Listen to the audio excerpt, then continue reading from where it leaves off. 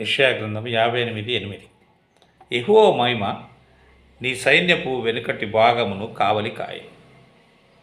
యెహోవా నిన్ను నిత్యము నడిపించును అన్నాడు. దేవుడు నిన్ను నడిపిస్తా. కానీ నీ వెనుక కూడా ఒక సైన్యం ఉంది. మరి ఆ సైన్యం పరిస్థితి ఏంటి? నీవు ముందర నడుస్తున్నావు, దేవుడు నిన్ను నడిపిస్తున్నాడు. మరి నీ వెనుక ఏమవుతారేమో నీ చింతిస్తున్నావు, బాధపడుతున్నావు. మరి వారు ఎలా వస్తారో అని నువ్వు బాధపడుతుంటున్నావు.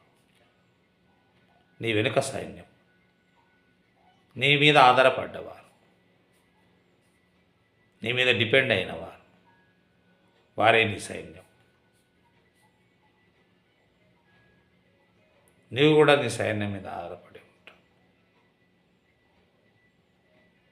దేవుడు అంటున్నాడు, యెహోవా మహిమ, దేవునికి మహిమ ఉంది. దేవుడికి మహిమ గల దేవుడు. తన మహిమ ద్వారా అనేక ఆశ్చర్య కార్యాలను జరిగించాడు. ఇశ్రాయేలు సైన్యమునకు ఆయన ముందుగా నడిచిన దేవుడు. తన దూతను ఆయన ఏర్పాటు చేసి వెనుకగా ఉంచిన దేవుడు. అందుకే ఆయన అంటున్నాడు, యెహోవా మహిమ. అవును, దేవుని మహిమ. మరి నీ సైన్యపు వెనుకటి భాగం, మన వెనుకట చాలామంది ఉన్నారు, మన మీద ఆధారపడేవారు ఉన్నారు, మన కుటుంబం మెయిన్గా.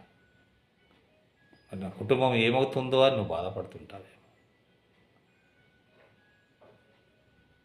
నా మీద ఆధారపడిన వారు ఏమవుతారో అని నువ్వు బాధపడతావేమో.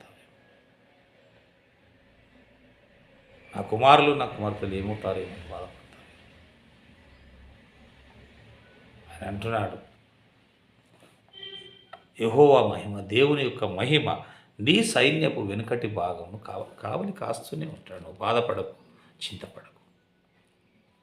నీ సైన్యం గురించి నువ్వు చింతపడకు, నువ్వు బాధపడకు. వారిని కావలి కాసే దేవుడు ఉన్నాడు. ఆయన మహిమ వారిని కావలి కాసే దేవుడు ఉంటుంది. మనం ఎన్నుకున్న వారి గురించి మనం చింతపడకూడదు, బాధపడకూడదు.